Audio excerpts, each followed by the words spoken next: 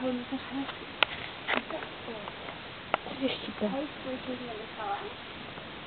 Nebo teď mě slyšíš?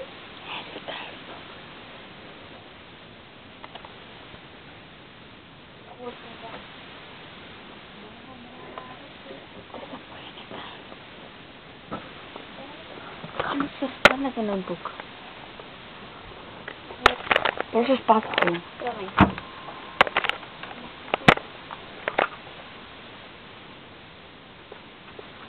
Hej, to bude tak super. Já už vím, vole. Nejsem chuj. Hej, Michala, slyšíš mě?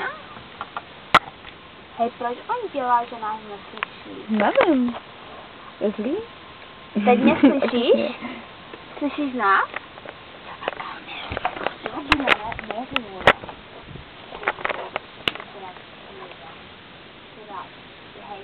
Hej, slovo. Píčo, mě z toho taky trefí,